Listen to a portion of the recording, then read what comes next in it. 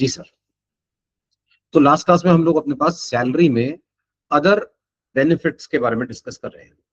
Other benefits के बारे में हमने ये पढ़ा था कि अगर हम स्वीपर, गार्डनर या पर्सनल अटेंडेंट प्रोवाइड करते हैं, एम्प्लॉयर प्रोवाइड करता है एम्प्लॉय को, it shall be fully taxable. फिर हमने सेकंड कंसेप्ट पढ़ा था, अगर एम्प्लॉयर एम्प्लॉय को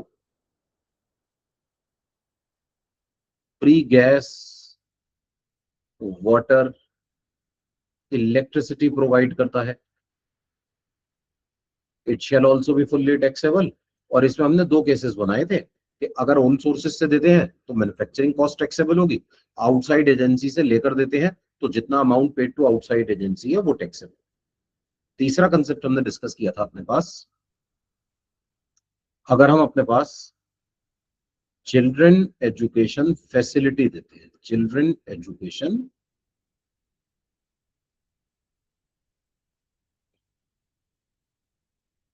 फैसिलिटी, तो उस पर टैक्स कैसे लगाया जाएगा।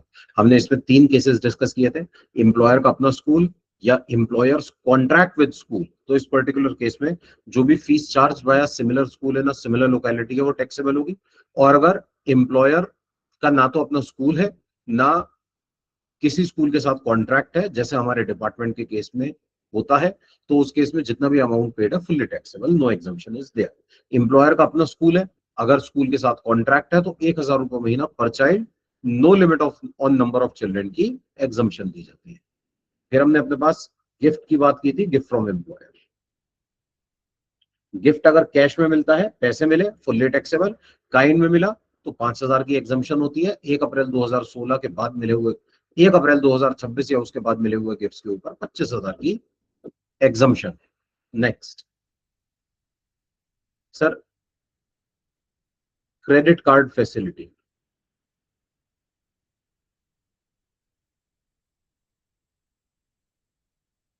एम्प्लॉयर ने एम्प्लॉय को क्रेडिट कार्ड फैसिलिटी दी, एम्प्लॉयर ने एम्प्लॉय का क्रेडिट कार्ड बनवा दिया और कहा भाई इसका बिल हम देंगे।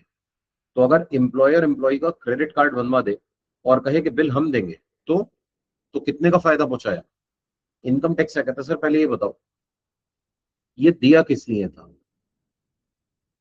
हो सकता है दिया जाए फॉर ऑफिशियल यूज, एम्प्लॉयर ने एम्प्लॉय को क्रेडिट कार्ड दिया और कहा इससे शॉपिंग कर लेना, लेकिन सुनो, ऑफिशियल यूज के लिए करना, पर्सनल यूज के लिए शॉपिंग मत करना। तो ऑफिशियल यूज के लिए अगर एम्प्लॉयर एम्प्लॉय को क्रेडिट कार्ड देता है, it shall be fully exempt from tax.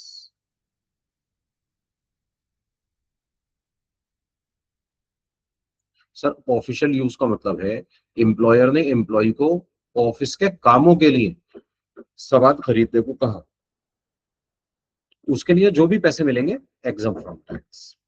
और हो सकता है फॉर पर्सनल यूज हो तो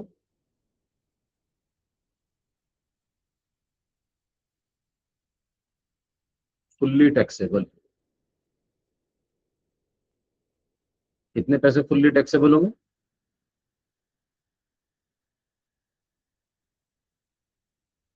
अमाउंट पेड बाय एम्प्लॉयर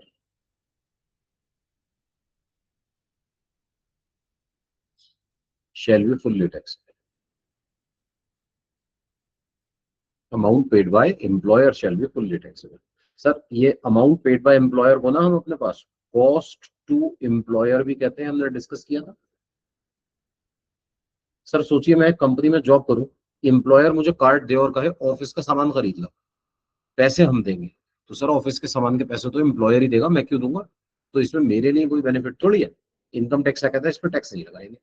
फायदा तो तब है जब मैं अपने घर के लिए शॉपिंग कर रहा हूँ, एम्प्लॉयर कह रहा है पैसे हम देंगे, तो घर की शॉपिंग के पैसे एम्प्लॉयर ने दिए, तो इनकम टैक्स क्या कहता है sir, amount paid by employer या कॉस्ट टू एम्प्लॉयर एम्प्लॉय के हैंड्स में फुल्ली टैक्सेबल कर दी जाएगी। ठीक है सर, इसी तरह देखिए प्लीज 6 पॉइंट, हमें क्रेडिट कार्ड की तरह क्लब फैसिलिटी मिल सकती है।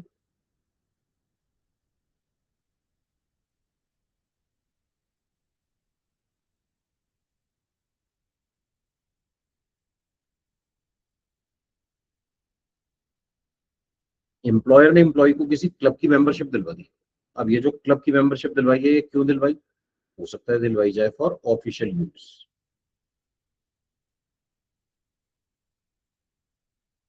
एम्प्लॉयर ने एम्प्लॉय को ऑफिशियल यूज के लिए मेंबरशिप दिलवा दी, कहा ऑफिस के काम से क्लब जाना, हमारे बहुत ढेर सारे गेस्ट आते हैं, उनको क्लब लेकर जाना घुमाने के लिए, तो इनकम टैक्स क्या कहता है सर, फुल्ली एक्सेप्ट। ये तो बिजनेस के काम के लिए लेकर जा रहे हैं आप, एम्प्लॉय को कोई भी फायदा नहीं है, फुल्ली एक्सेप्ट।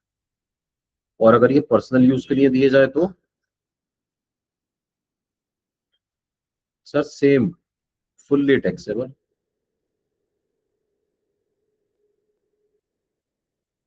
टैक्स लगाएंगे कितने पे?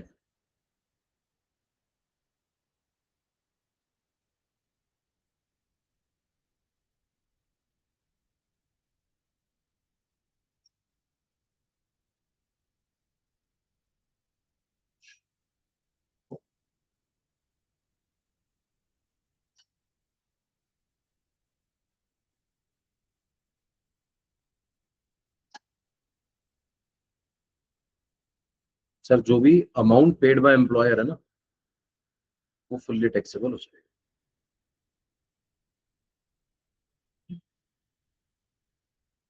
अमाउंट पेड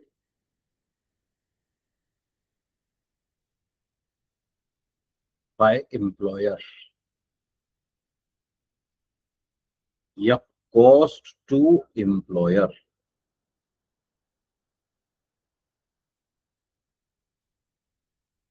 फुल्ली टैक्सेबल हो जाएगा।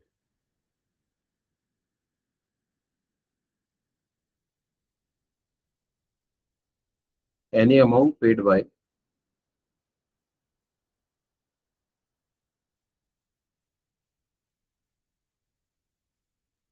Employer for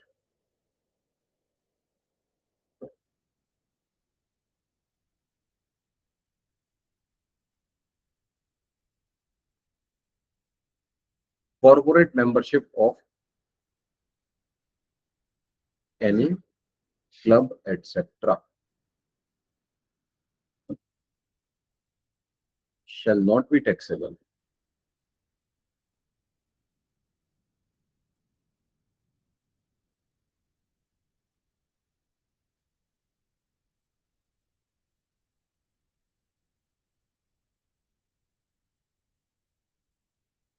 in the hands of employee। Sir कभी कभी ऐसा भी होता है, कभी कभी ऐसा भी होता है कि एम्प्लॉयर किसी क्लब की कॉर्पोरेट मेंबरशिप ले लेता है। कॉर्पोरेट मेंबरशिप मतलब पूरी कंपनी क्लब की मेंबर बन जाएगी। तो अगर कंपनी के लिए कॉर्पोरेट मेंबरशिप ले ली जाए, इसके लिए जो फीस जाती है, इस पर टैक्स एम्प्लॉई के हैंड्स में टैक्सेबल नहीं किया जाएगा। ठीक है, तो अगर कॉर्पोरेट मेंबरशिप का केस है, it shall not be taxable in the hands of the employee. Sir next,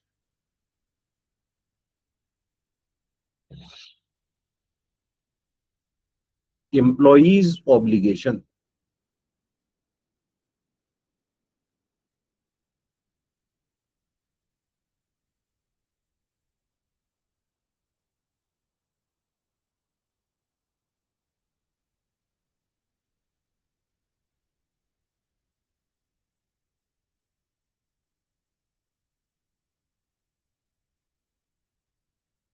employees obligation paid by employer, क्या मतलब वो? सर एक पर्टिकुलर अमाउंट है जिसके पैसे देने थे एम्प्लॉई को, दे दिया एम्प्लॉयर ने, तो अगर एम्प्लॉयर के बजाय एम्प्लॉई पेमेंट कर दे तो ये जितना भी अमाउंट है ना, ये हमारे पास फुल्ली टैक्सेबल हो जाएगा।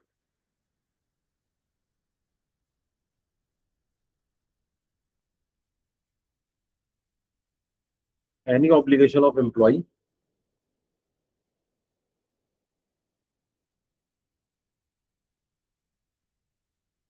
मेट बाय या पेड बाय एम्प्लॉयर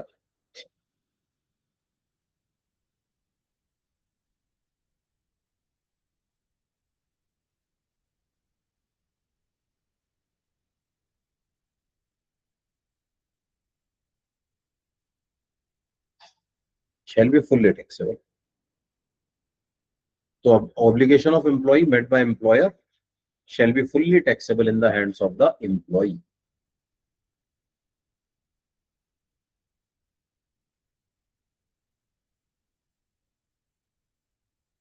एम्प्लॉय को इसके ऊपर टैक्स देना पड़ेगा। ठीक है, एग्जाम्पल के जरिए बात को समझिए।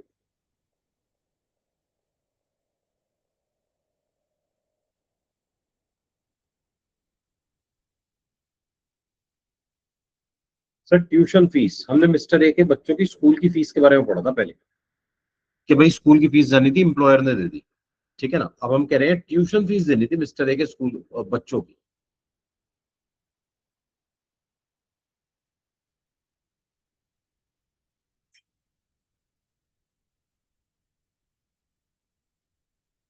इसके ऊपर भी मिस्टर ए को टैक्स देना पड़ेगा। तो tuition fees of mister A's children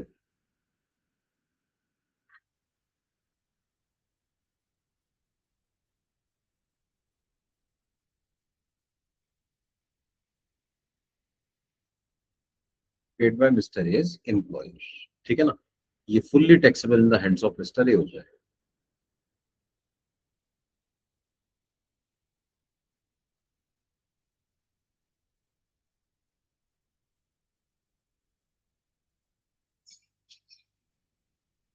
fully taxable in the hands of mister A.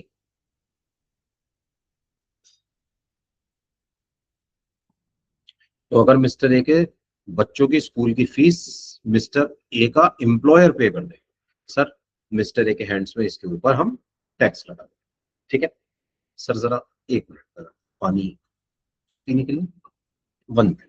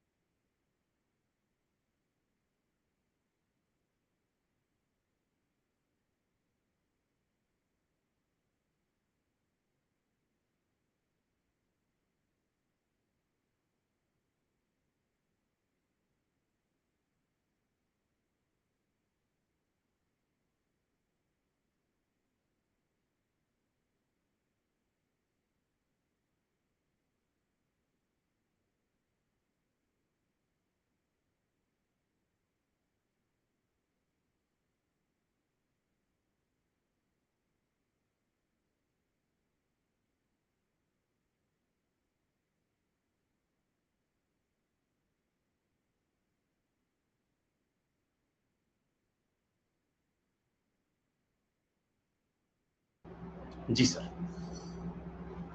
तो मिस्टर ए, सर इनके बच्चों की स्कूल की फीस इन्हें खुद जमा करानी थी, पेमेंट कर दिया एम्प्लॉयर ने, तो ऑब्लिगेशन थी मिस्टर ए की, मेट कर दी ए के एम्प्लॉयर ने। तो employees obligation met by employer, employee's obligation paid by employer shall be taxable in the hands of employee, ठीक है। सर ये एम्प्लॉय के लिए फायदा है और हर फायदे पे टैक्स लगता है, मिस्टर ए के लिए इसको टैक्सेबल कर दिया जाए। सर 8 पॉइंट देखिए प्लीज।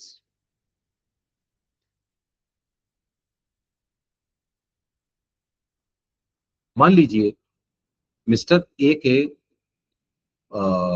लाइफ का इंश्योरेंस इनके एम्प्लॉयर ने करा दिया।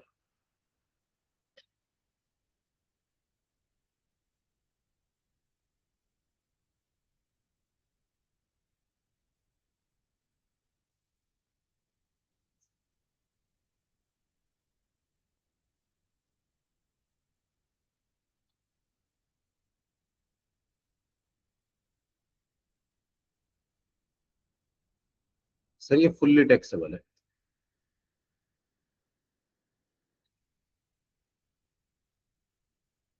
और टैक्सेबल वैल्यू क्या होगी इस केस में?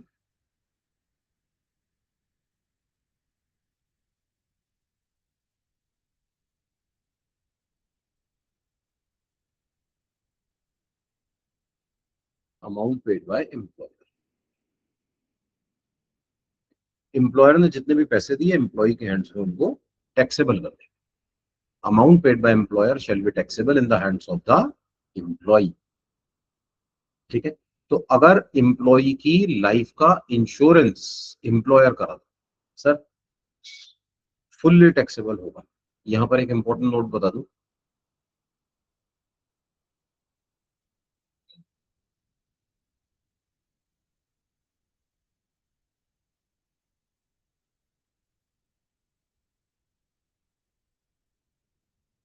if any premium is paid by employer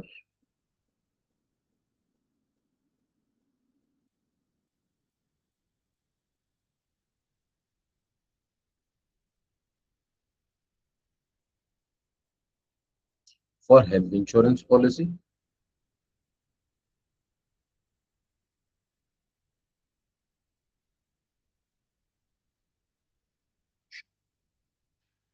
if any premium is paid by employer for health insurance policy taken for employee,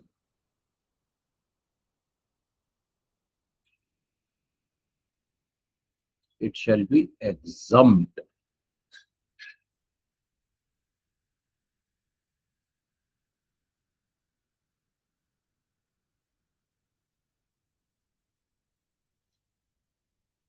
in the hands of employer.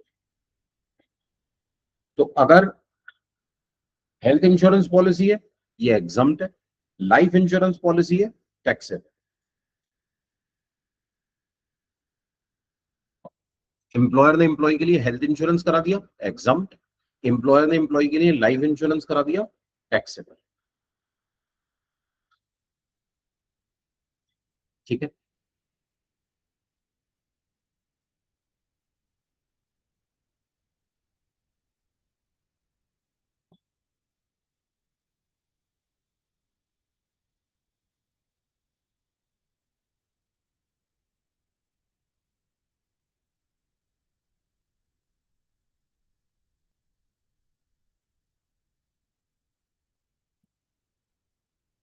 तो free refreshment and lunch facility, कई बार ऐसा होता है employer अपने employ को free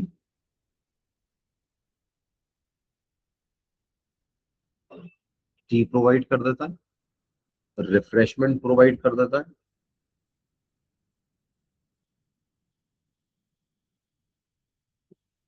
etcetera.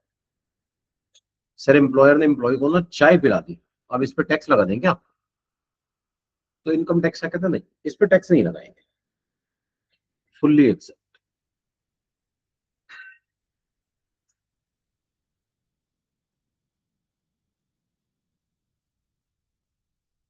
ठीक है। तो अगर एम्प्लॉयर एम्प्लॉय को रिफ्रेशमेंट या लंच फैसिलिटी देता है it shall B exam from tax. अगर फ्री मील्स देता है तो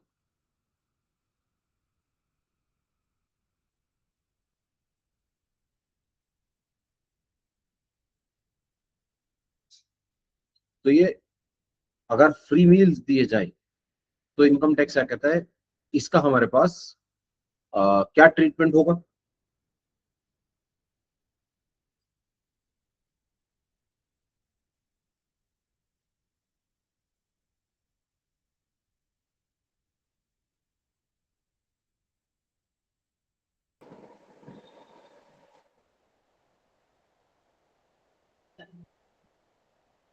सर फ्री मील्स, अगर एम्प्लॉयर एम्प्लॉय को मील फैसिलिटी देता है तो इनकम टैक्स क्या कहता है, ये देखिए कि ये मील फैसिलिटी दी कहां गई। अगर ये मील फैसिलिटी दी गई है किसी रिमोट एरिया में, फुल्ली एग्जम्प्ट फ्रॉम टैक्स, इस पर टैक्स नहीं लगाएगा। सर लेकिन अगर यही मील फैसिलिटी ना हमें ऑफिस में प्रोवाइड की जाए,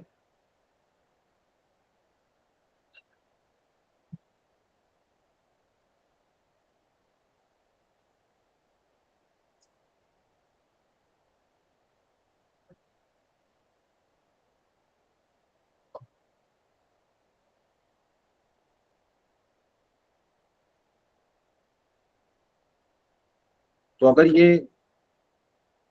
मील फैसिलिटी हमें अपने पास नॉर्मल ऑफिस प्लेस पर प्रोवाइड की गई है, तो इनकम टैक्स क्या कहता है, ये हमारे पास टैक्सेबल होगा।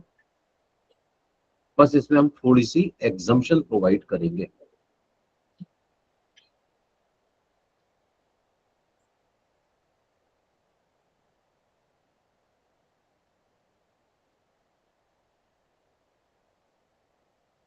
फिफ्टी पर मील,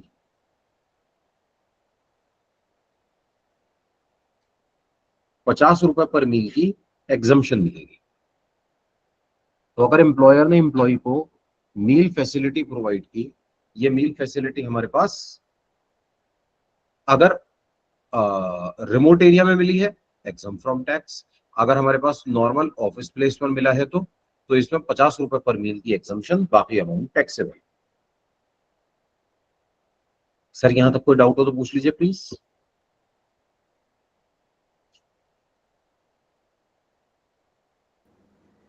ठीक है सर।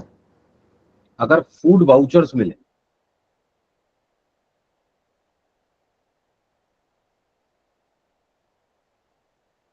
तो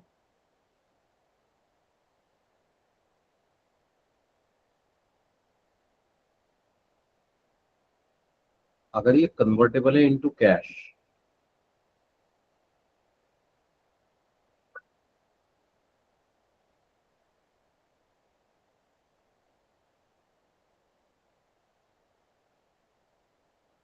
convertible into money, fully taxable.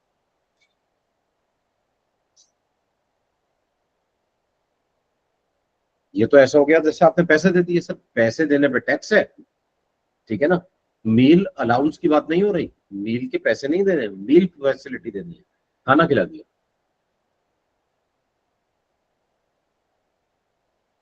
दूसरा,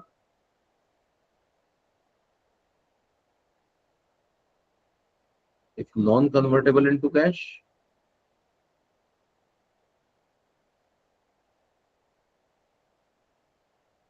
सेम ट्रीट।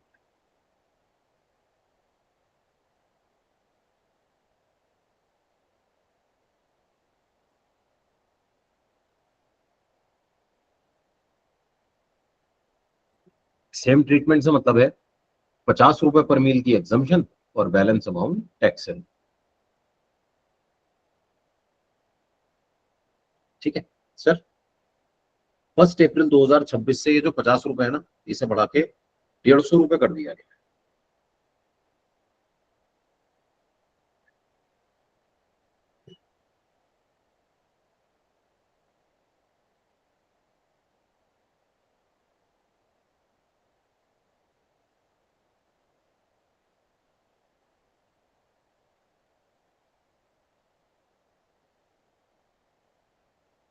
हमारे एग्जाम के लिए इस बार रेलिवेंट नहीं है, लेकिन अब हमारे पास ये नेक्स्ट ईयर से बढ़ाकर 150 रुपए पर मील कर दिया। सर अगर कोई पैसे चार्ज कर लिए जाए एम्प्लॉय से, तो मैं तो बार बार बता रहा हूँ, एम्प्लॉय से परकोजिट के अगेंस्ट जो भी पैसे चार्ज करेंगे, परकोजिट की वैल्यू में से माइनस होगा।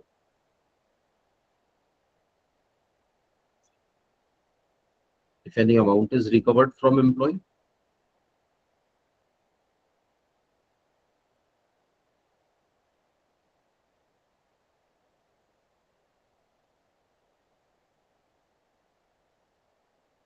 It shall be deducted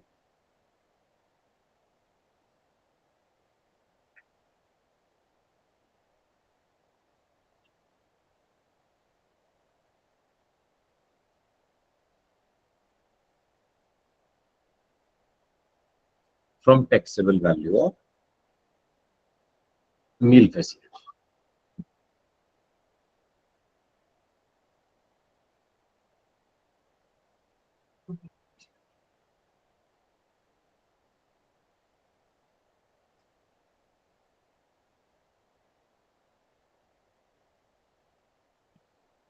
sir एक एग्जांपल के जरिए जरा बात को समझते हैं। मिस्टर एक कंपनी में जॉब करते हैं, XYZ लिमिटेड।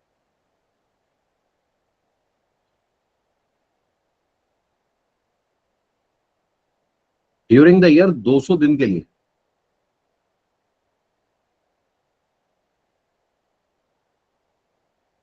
इन इनको खाना मिला,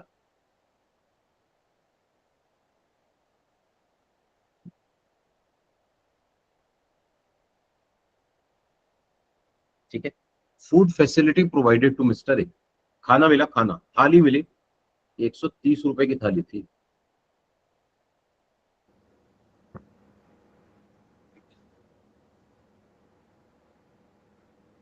और फ्री में नहीं मिल रही थी, इनसे पैसे ले रहे थे।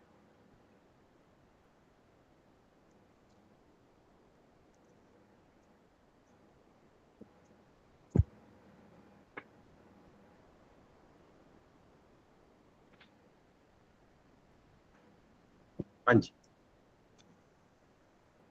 तो मिस्टर ए से पैसे ले रहे थे, बताइए कितने? 10 रुपए। 10। अब देखिए जरा प्लीज, मैंने 60 रुपए इसका। 130 में से हम 60 taxable value, minus value 130 minus 50 minus 10। 130 minus 10 minus 50, 60 70 रुपए पर मील। सर किसी का ना अनम्यूट हो गया शायद, प्लीज म्यूट कर लीजिए। सर 200 दिन की वैल्यू निकालनी है, तो बस 70 इंटू 200, 14,000 टैक्सेबल वैल्यू आ जाए।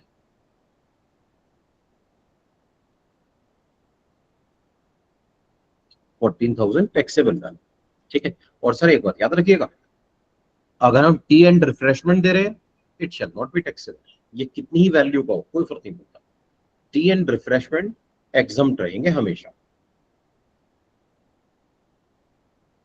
ये सिर्फ और सिर्फ मील्स की बात चल रही है,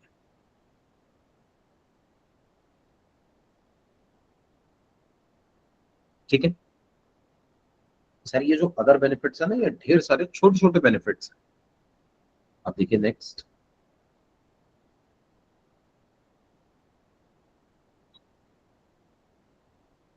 मान लीजिए हमें ट्रैवलिंग के टाइम पर अकोमोडेशन मिल जाए, हॉलीडे होम फैसिलिटी।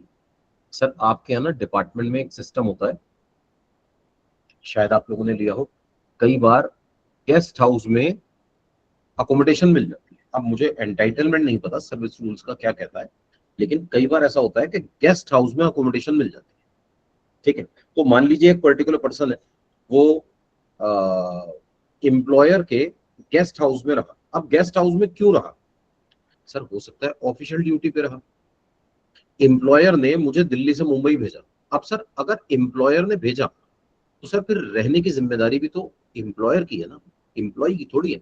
एम्प्लॉयर खुद उसके ठहरने का इंतजाम करेगा। अब अगर मुझे हॉलीडे होम मिल रहा है, मुझे गेस्ट हाउस मिल रहा है, तो it shall B exam from tax.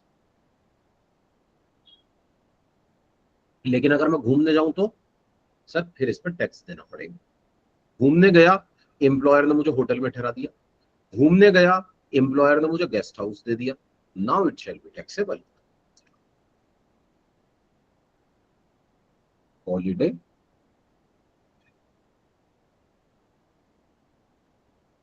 Home facility,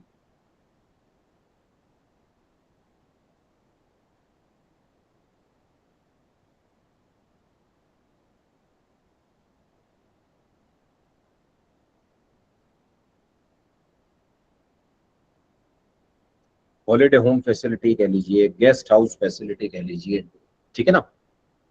sir अगर ये फैसिलिटी मिली है फॉर ऑफिशियल यूज,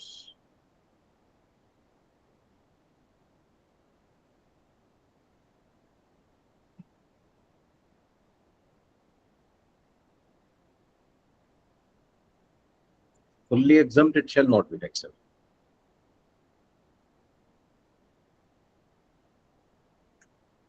अगर ये मिली है फॉर पर्सनल यूज, तो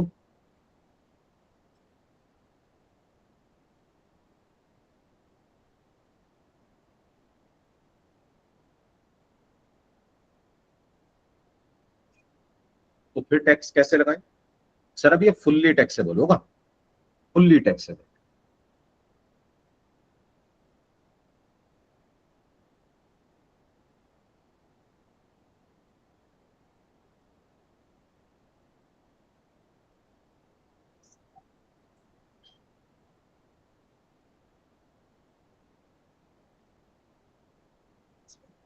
हाँ जी सर, अगर हमने अपने पास ये ना कहीं किसी और पर्टिकुलर पर्सन का प्लेस दिया रहने के लिए, if provided at a place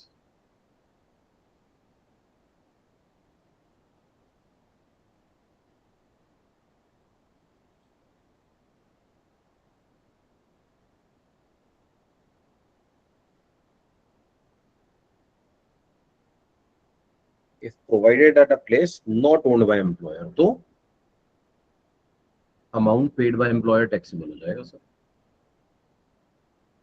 sir मैंने ना एक होटल का कमरा लेकर एम्प्लॉय को दे दिया, ठीक है, मैं हूं एम्प्लॉयर, मैंने अपने एम्प्लॉय को होटल में कमरा दिला दिया और उसके पैसे दिए मैंने 50,000। इनकम टैक्स क्या कहता है, ये 50,000 एम्प्लॉय के लिए टैक्सेबल है, 50,000 एम्प्लॉय का फायदा है। और इफ प्रोवाइडेड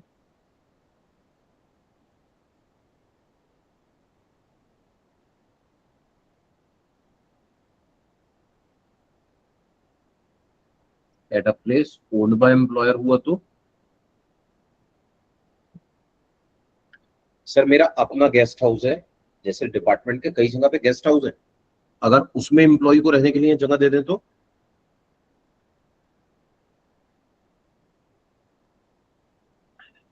इनकम टैक्स क्या कहता है ये बताइए।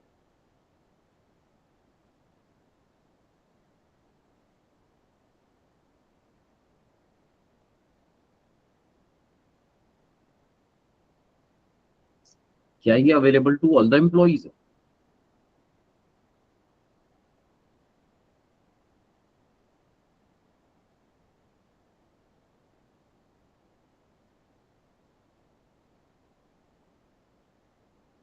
अगर ये सारे एम्प्लॉइज के लिए अवेलेबल है, सर मुझे नहीं पता आप क्या डिपार्टमेंट के रूल्स क्या कहते हैं। मान लीजिए मैं मुंबई जाना चाहता हूँ, मैं डिपार्टमेंट में वर्किंग हूँ, मुंबई जाना चाहता हूँ, तो क्या किसी भी पर्सन को गेस्ट हाउस फैसिलिटी मिल जाती है या कुछ स्पेसिफिक लोगों को मिलती है, कुछ रैंक के ऊपर ही एंटाइटलमेंट होता है? सर इनकम टैक्स क्या कहता है, अगर सारे एम्प्लॉइज को मिल जाती है तो taxable value shall B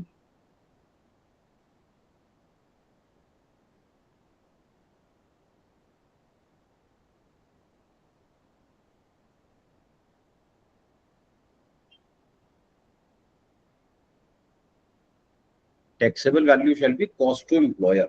sir मैं गेस्ट हाउस मेंटेन करता हूँ, तो गेस्ट हाउस मेंटेन करने में खर्चा होता होगा ना, जितना भी खर्चा गेस्ट हाउस मेंटेन करने में होता है ये हमारे पास टैक्सेबल होगा एम्प्लॉय के हैंड्स में। जितना भी खर्चा गेस्ट हाउस को मेंटेन करने में होता है ये टैक्सेबल होगा in the hands of the employee. Sir मेरा एक गेस्ट हाउस है, मैंने किराए पे लिया हुआ, 1 लाख रुपए महीना किराया देता हूँ, वहां पर 3 अलग अलग स्टाफ काम करता है, उन 3 स्टाफ को मिलाकर 1 लाख रुपए की सैलरी देता हूँ। इसके अलावा वहां पर जो बिजली का बिल आता है, मेंटेनेंस का खर्चा होता है, जो वहां पर खाने पीने का सामान मुझे रखना पड़ता है, उस सब का 1 लाख का खर्चा होता है, 3 लाख रुपए का एक्सपेंस हो गया। सर 30 डेज होते हैं एक महीने में, इसका मतलब एक दिन का खर्चा 10,000, एक दिन का खर्चा 10,000। अब अगर मैं एम्प्लॉय को 5 दिन के लिए ठहरा दूं ऐसे गेस्ट हाउस में तो 50,000 रुपए में एम्प्लॉय के हैंड्स में टैक्सेबल है। और अगर ये अवेलेबल है,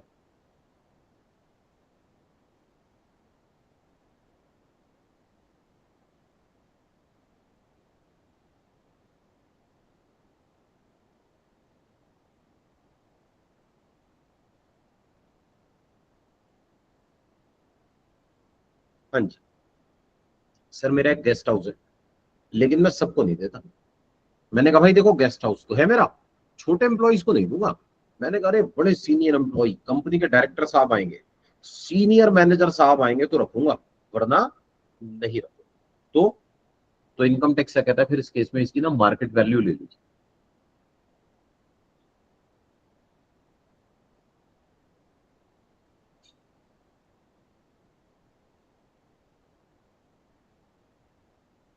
market value of such facility, market में फैसिलिटी कितने की अवेलेबल है, मार्केट रेट हमेशा कॉस्ट से ज्यादा होता है सर, याद रखिएगा। मार्केट रेट ज्यादा होगा, ज्यादा अमाउंट पे टैक्स लगेगा इस केस में, ठीक है ना। तो market value of such facility shall be taxable in the hands of the employ. ठीक है, ये बात हो रही है कब सर? ये बात हो रही है अगर हम अपने पास अपने एम्प्लॉय को अकोमोडेशन प्रोवाइड करते हैं eight the time of vacation. जब ये घूमने के लिए गया तो हमने इसको रहने की जगह दी। जब ये घूमने के लिए गया तो हमने इसको रहने के लिए गेस्ट हाउस फैसिलिटी दी, हमने इसको रहने के लिए घर दिया घूमने के लिए जाने।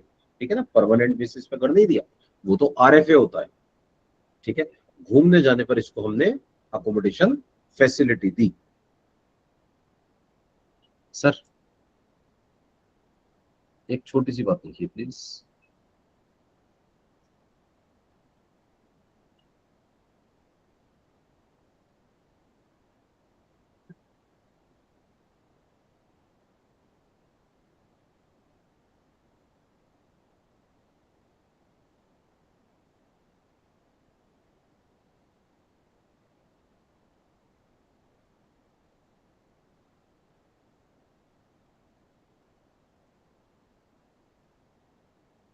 If official visit not duty, if official visit, sir employer ने ना एम्प्लॉय को ऑफिशियल विजिट पर कहीं भेजा, is extended by employee for vacations।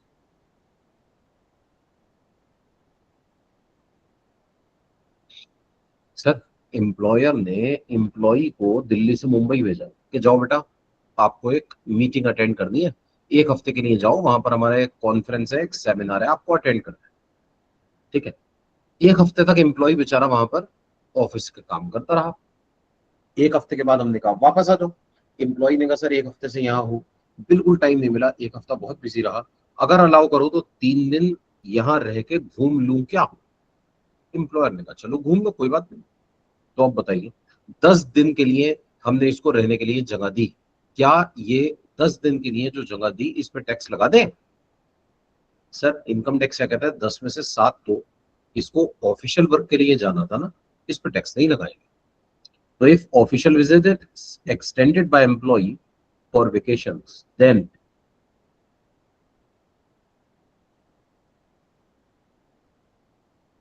Vacation period का जो स्टे है ना,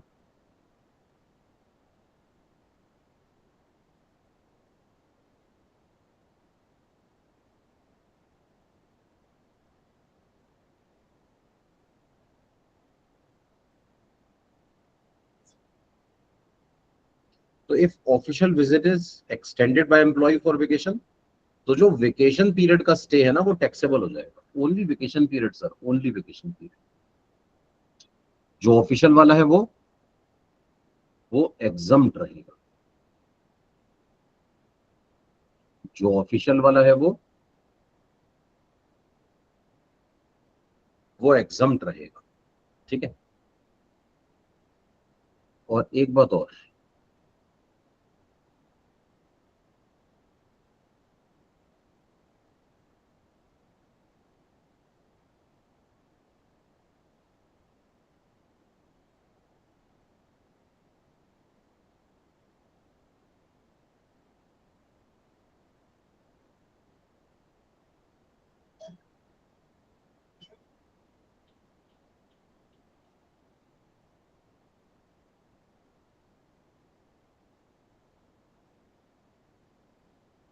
तो अगर एम्प्लॉय की फैमिली मेंबर्स उसको कंपनी करें तो उनका जो खर्चा है ना,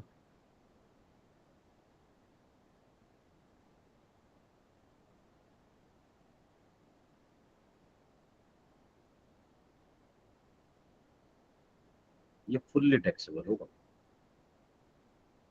इनमें कोई एग्जम्पशन नहीं मिलेगी।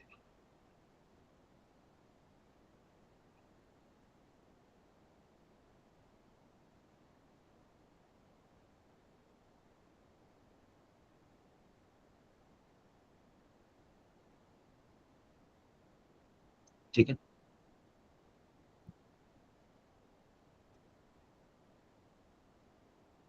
यहां तक कोई डाउट हो तो पूछ लीजिए प्लीज। एम्प्लॉयर ने एम्प्लॉय के फैमिली मेंबर्स को ठहरने के खर्चे के पैसे दिए, ये जो भी अमाउंट होगा, इनकम टैक्स क्या कहता है, हम इसके ऊपर टैक्स चार्ज करेंगे। Sir, family members official duty के लिए नहीं जा सकते। ऑफिशियल ड्यूटी के लिए तो सिर्फ और सिर्फ एम्प्लॉय ही जाएगा। तो फैमिली का खर्चा फुल्ली टैक्सेबल, एम्प्लॉय का एक्सपेंस ऑफिशियल ड्यूटी के लिए है तो एग्जम्प्ट है, पर्सनल है तो टैक्सेबल है।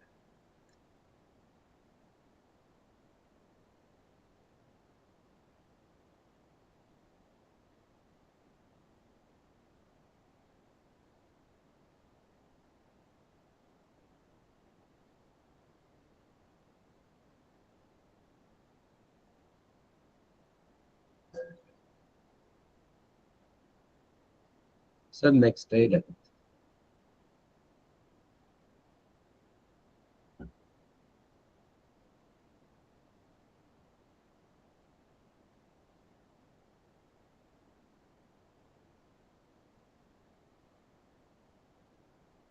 Employer's contribution to.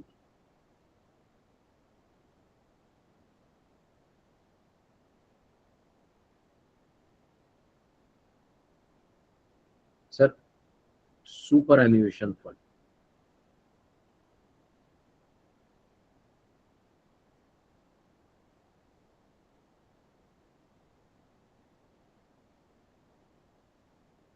Sir superannuation fund का मतलब होता है रिटायरमेंट फंड।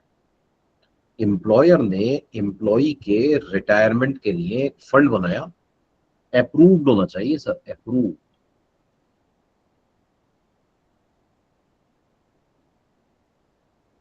और इसमें कंट्रीब्यूशन कर दिया।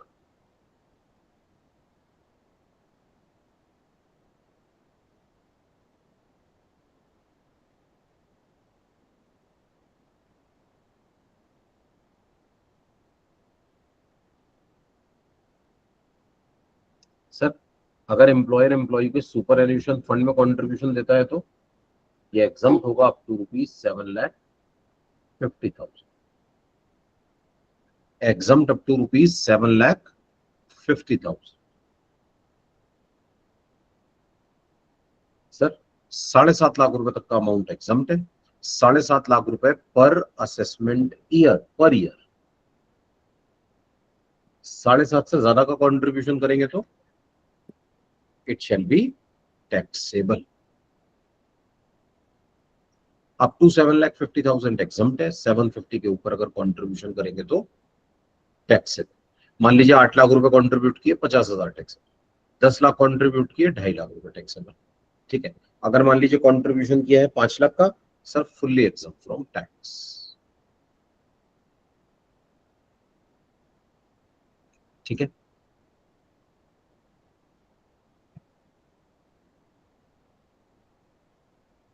यहां तक कोई डाउट कुछ पूछना है तो पूछ लीजिए प्लीज।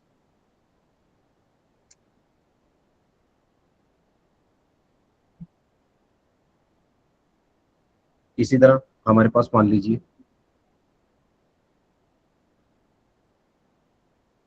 सर एम्प्लॉयर ना एम्प्लॉय को ई सॉप फैसिलिटी दे, मान लीजिए ई सॉप। ई सॉप क्या होती है? ई सॉप होता है sir employee stock option plan.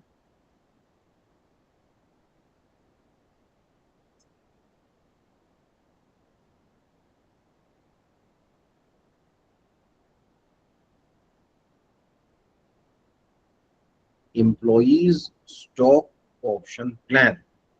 Employee stock option plan मतलब एम्प्लॉयर ने एम्प्लॉय को ऑप्शन दिया।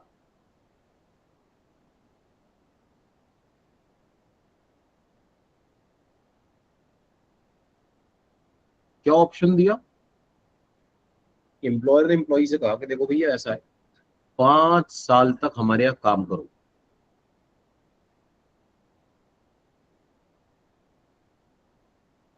5 साल तक हमारे यहाँ काम करो। 5 साल तक काम करने के बाद ना हम तुम्हें अपनी कंपनी के शेयर्स देंगे। 1,000 शेयर्स।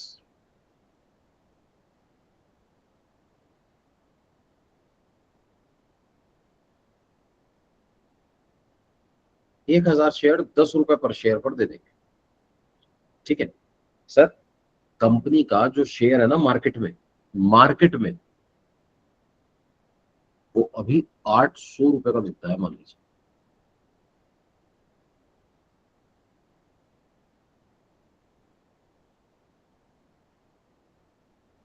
अब कंपनी ने ना एम्प्लॉय को सपने दिखाने शुरू किए, कहने लगे अरे बेटा सोचो, हमारी कंपनी का एक शेयर आज 800 रुपए का है, आज से 5 साल बाद तो पता नहीं कितने का होगा।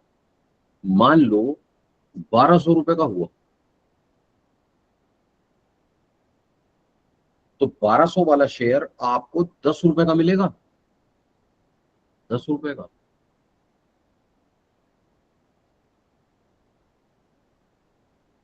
ठीक है ना। तो कंपनी ने कहा बस आप 5 साल तक रुको और मन लगाकर काम करो, आपको शेयर दे। ठीक है, ऐसे में इनकम टैक्स क्या कहता है सर, ये जो आपको ई सॉप के शेयर मिलेंगे ना, इन पे टैक्स देना पड़ेगा।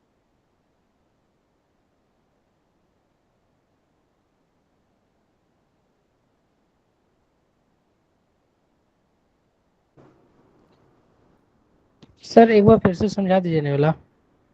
सर एक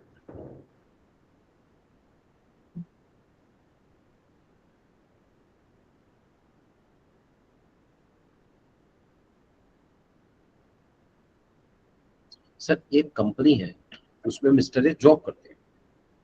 कंपनी का एक शेयर फिलहाल मार्केट में 800 रुपए का बिकता है। ठीक है, फिलहाल 800 रुपए का बिकता है। कंपनी ने कहा आज से 5 साल बाद अगर आप मन लगाकर काम करोगे तो 5 साल बाद हम आपको अपनी कंपनी के 1000 शेयर देंगे, 10 रुपए का एक। ठीक है, तो सोचिए, एक मिनट के लिए मैं मान लेता हूं शेयर हो ही गया 1200 रुपए का, 1000 शेयर है सर,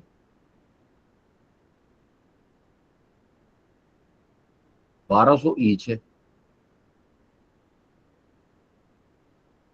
बताइए कितने के हो गए, 12 लाख रुपए के। और 12 लाख वाले शेयर कितने के मिले, 10,000 के। 11,90,000 का फायदा हो गया सर,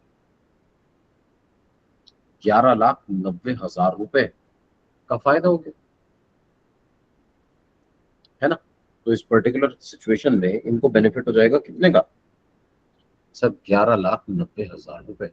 हम ये कह रहे हैं इन 11,90,000 रुपए ना टैक्स दे देना, और कब देना, जब शेयर मिले तब देना।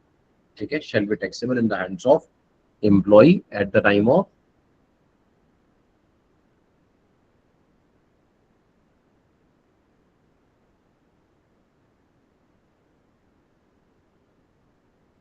Receiving share. अभी नहीं, अभी हमने कहा हम आपको शेयर देंगे, सर पक्का थोड़ी है देंगे नहीं देंगे, 5 साल बाद पता चलेगा ना, 5 साल बाद क्या पता 5 साल से पहले एम्प्लॉय छोड़ के भाग जाए, है ना। तो इसको 5 साल बाद शेयर मिलेंगे या नहीं मिलेंगे, ये इस बात पे डिपेंड करता है कि ये 5 साल हमारे पास रुककर काम करता है नहीं करता, टारगेट्स पूरे करता है नहीं करता। हमने कहा सर 5 साल बाद देख लेना। तो इनकम टैक्स क्या कहते हैं, ठीक है बस जब आपको शेयर मिले हमें टैक्स दे। ठीक है ना सर, टैक्सेबल वैल्यू कैसे निकाली मैंने, जो भी मार्केट प्राइस था उसमें से अमाउंट पेड को माइनस कर दिया। जी, पहले यहां तक कोई डाउट हो तो पूछ लीजिए प्लीज।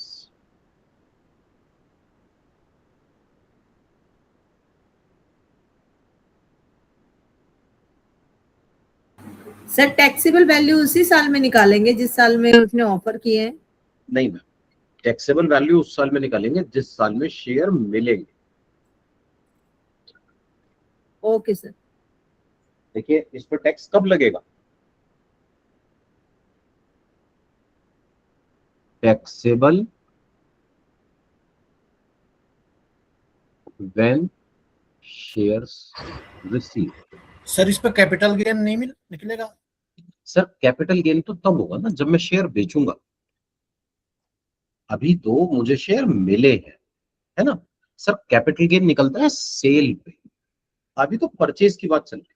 हाँ लेकिन एक बात सर, एक बात, अगर इसने ये शेयर बेच दिए, एम्प्लॉय ने शेयर लिए और लेने के बाद बेच दिए, तो अगर एम्प्लॉय ये शेयर्स बेच देगा सर, फिर इसके ऊपर मैं कैपिटल गेन में भी टैक्स चार्ज करूंगा सर, फिर नहीं छोड़ूंगा।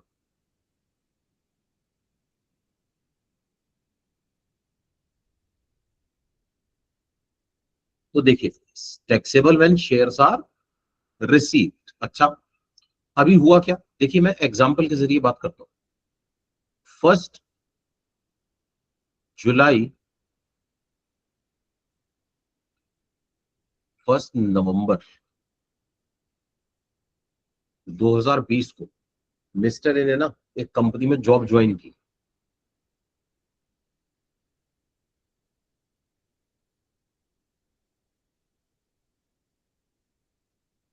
XYZ limited.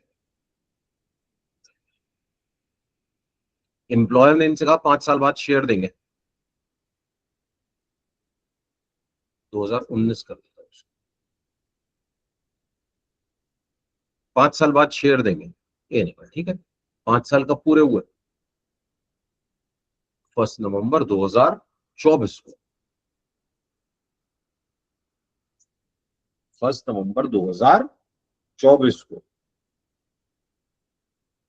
5 इयर्स कंप्लीट हो गए।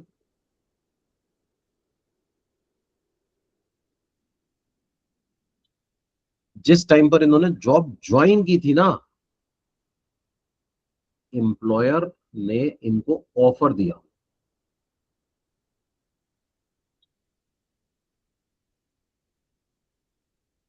ठीक है, एम्प्लॉयर ने शेयर ऑफर किए कितने, 1000 shares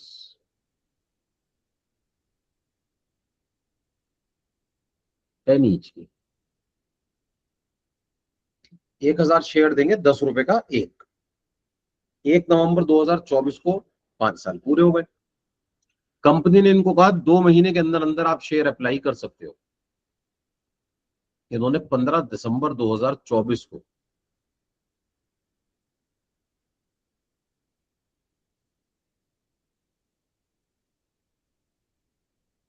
A applied for shares. 15 दिसंबर 2024 को इन्हें कहा कि हाँ भाई मैं तैयार हूं शेयर खरीदने के लिए, ये लो 10,000 रुपए और लाओ मुझे शेयर दे दो। कंपनी ने कहा ठीक है भाई एक काम करो थोड़ा सा टाइम दो, हम शेयर इशू करने की कार्यवाही करते हैं, आप अकेले थोड़ी हो, और भी एम्प्लॉइज हैं उनको भी दे दें, सबको इकट्ठे दे देंगे। इस कार्यवाही में लग गया टाइम, और 1 जून 2025 को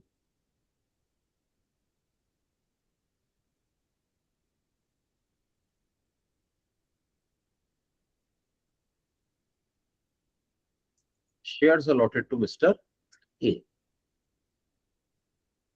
ठीक है, इसे हम कहते हैं sir date of allotment.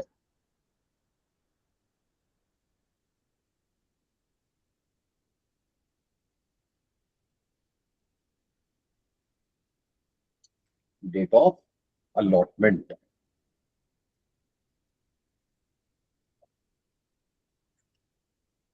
Income tax act कहता है सर ये जो शेयर्स है ना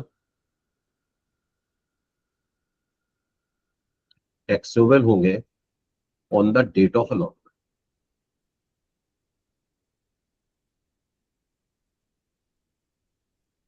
ये डेट ऑफ अलॉटमेंट पे टैक्सेबल होगा, लेकिन एक बात बहुत इंपॉर्टेंट सर, इसकी टैक्सेबल वैल्यू क्या आएगी, प्लीज ध्यान से देखिए sir. Fair market value of shares on the date of application. Sir application, application इधर देखिए प्लीज। सर हमने शेयर्स अप्लाइड किए थे यहां 15 दिसंबर 2024 को, ये है डेट ऑफ एप्लीकेशन। डेट मिले कब है, शेयर्स मिले कब है, 1 जून 2025 को। सर टैक्स इस दिन लगाऊंगा,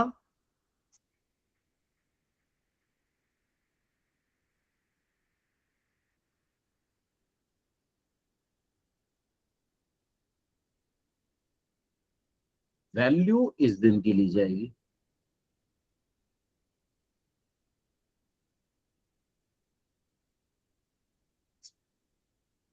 ठीक है ना, वैल्यू लूंगा on the date of application की। इसमें से माइनस कीजिए, minus amount paid by employ.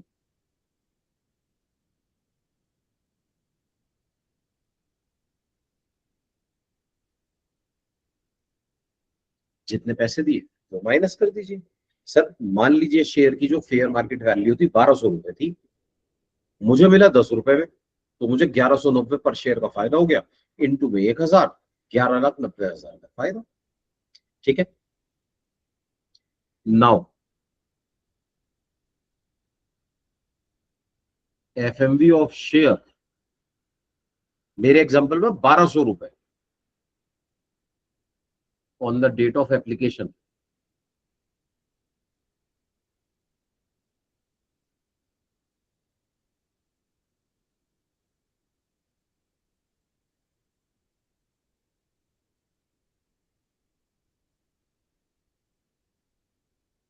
Now, FMV of share on the date of application shall be treated as cost of acquisition of shares in the hands of employee.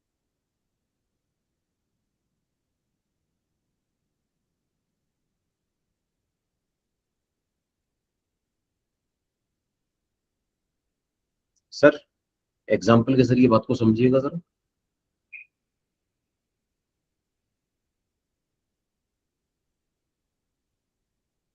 15 दिसंबर 2024 को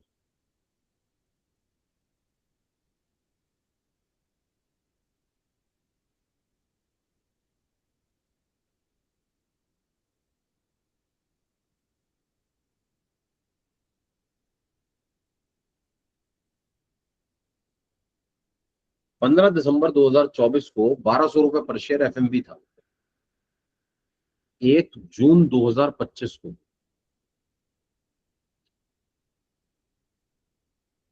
shares allot हुए और इन्हें पैसे दिए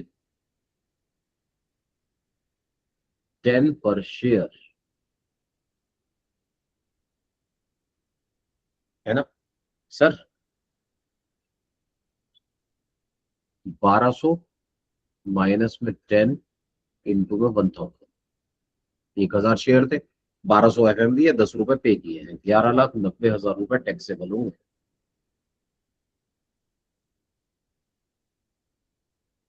under the head salary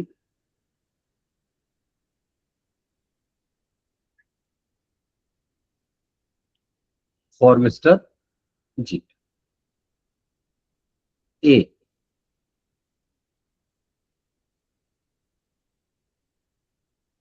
for mister A in previous year 25-26। Sir 1 जून 2025 तो 25-26 हो गया ना, 11,90,000 रुपए इनके लिए टैक्सेबल हो जाएंगे। अब सुनिए please, now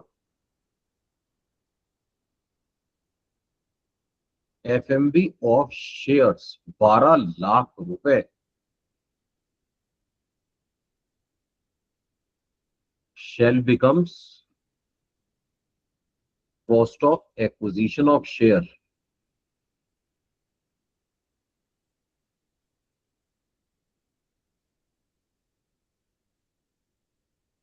for Mr. A।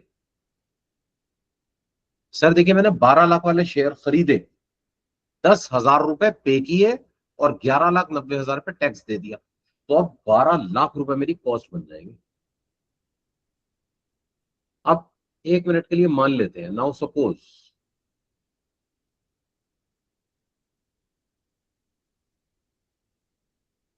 After 7 months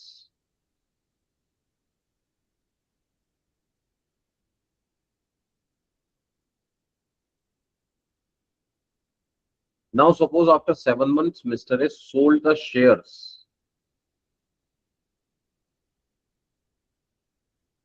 for ₹15 lakh.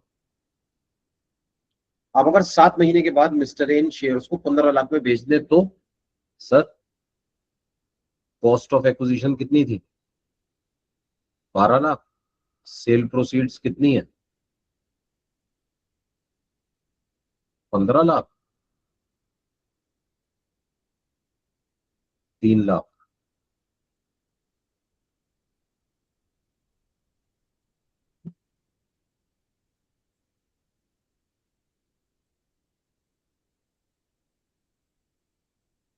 3 lakh रुपए टैक्सेबल होंगे under the head capital gains in the year of sale of shares. जिस साल में ये शेयर्स को बेचेंगे उस साल में इसको टैक्सेबल कर दिया जाएगा under the head capital gains. Sir point clear हो रहा है क्या? सर सेल का पॉइंट? Yes sir. सर ये शॉर्ट टर्म कैपिटल गेन में जाएगा ना सेल का?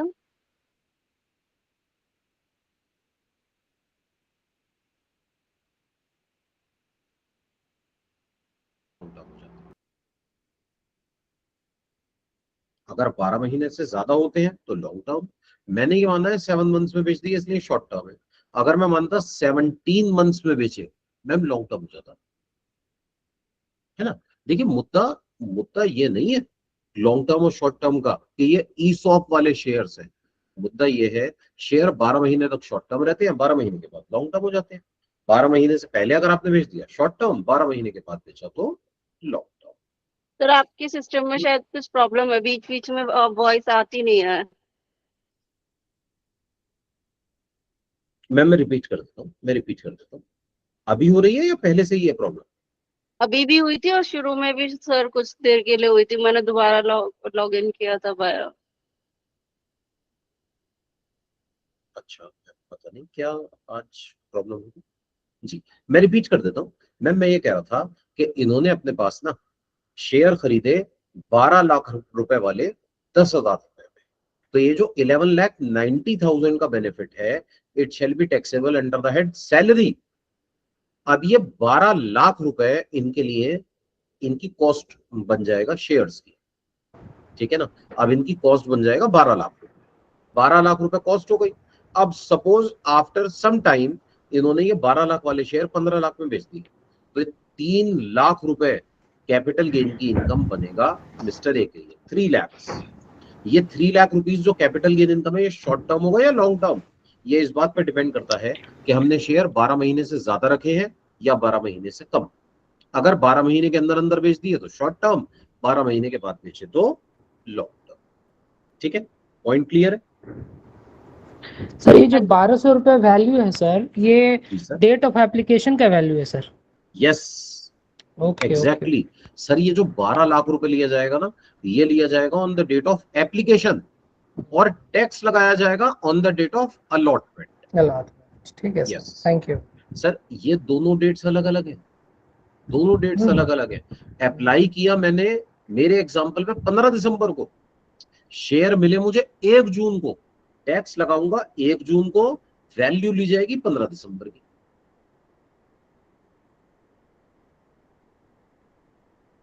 जी सर, यहां तक पॉइंट्स क्लियर हैं क्या?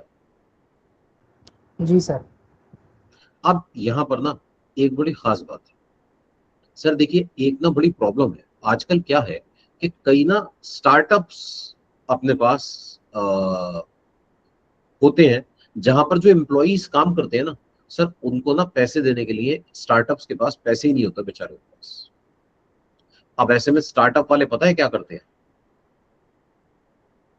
स्टार्टअप वाले क्या करते हैं, वो अपने एम्प्लॉइज से कहते हैं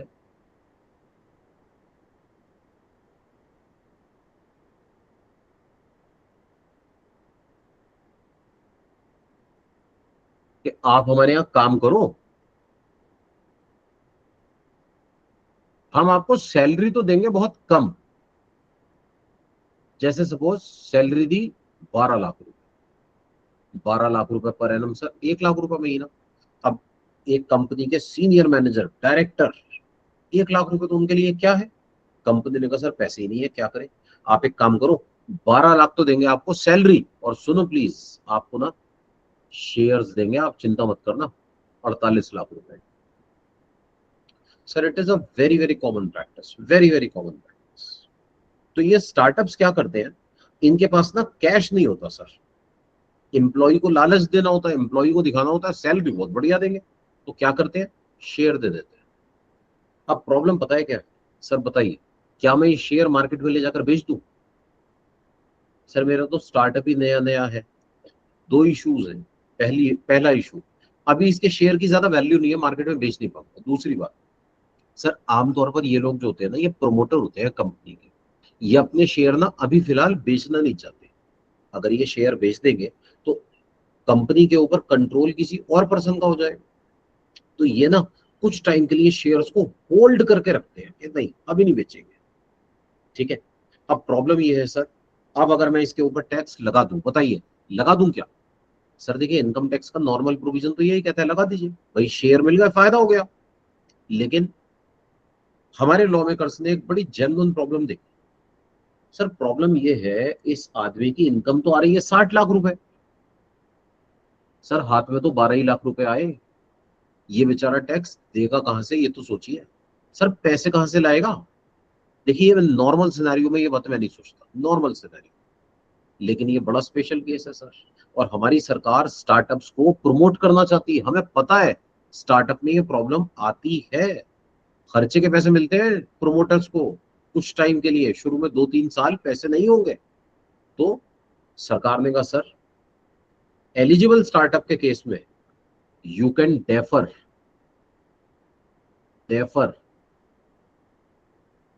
द टैक्सेबिलिटी ऑफ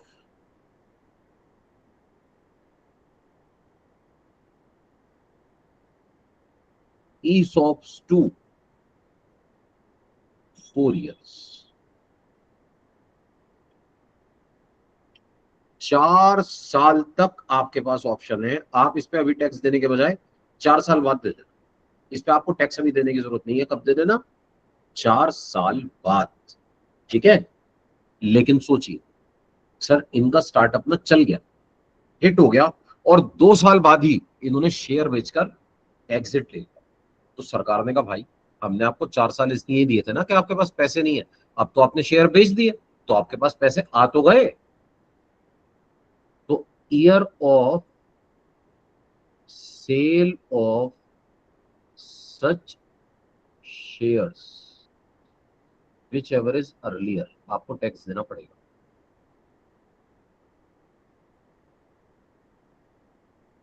ठीक है, आप ईसॉप की टैक्सेबिलिटी एलिजिबल स्टार्टअप के केस में 4 साल तक पोस्टपोन कर सकते हैं। टैक्स आपको शेयर मिले अभी, टैक्स अभी देने के बजाय आप 4 साल बाद दे देना। ठीक है, या फिर अगर आपने 4 साल से पहले इन शेयर्स को बेच दिया तो ईयर ऑफ सेल में टैक्स दे देना। सर अब ईयर ऑफ सेल में इसको 2 टैक्स देने पड़ेंगे, एक सैलरी का, एक कैपिटल गेन का। सर देखिए, सैलरी अलग चीज है, कैपिटल गेन अलग चीज है। सैलरी का टैक्स है शेयर्स मिलने तक का टैक्स, और कैपिटल गेन का टैक्स है शेयर मिलने से लेकर बेचने के बीच का टैक्स, है ना। ये दोनों बातें अलग अलग हैं। आज मुझे शेयर मिला, आज तक का टैक्स सैलरी, आज के बाद जो शेयर की वैल्यू बढ़ी और मैंने शेयर को बेचा उसका टैक्स कैपिटल गेन। दोनों अलग अलग चीजें हैं सर। सर तो सर इसमें इंटरेस्ट भी देना पड़ेगा? नहीं सर, नहीं नहीं, नो इंटरेस्ट। सर ये तो गवर्नमेंट ने मुझे बेनिफिट दिया है, इंटरेस्ट किस बात का? इंटरेस्ट तो मुझे तब देना पड़ता ना जब मुझे टैक्स देना था और मैंने दिया नहीं। सर ये तो सरकार कह रही है आप टैक्स 4 साल बाद दे देना, है ना। सरकार कह रही है आप 4 साल बाद दे देना, सरकार इसके ऊपर कोई इंटरेस्ट नहीं लगाएगी सर। सर इंटरेस्ट अगर मैंने दिया तो ये तो मेरा तो बड़ा नुकसान हो जाएगा बिना बात के, फिर मैं 4 साल बढ़ाने का फायदा ही क्या होगा? ओके ओके सर ये ईसॉप वाला जो पॉइंट है ना, इंपॉर्टेंट पॉइंट है सर, एमसीक्यूज के लिए बड़ा इंपॉर्टेंट पॉइंट है सर। यहां तक कोई डाउट हो तो पूछ लीजिए प्लीज।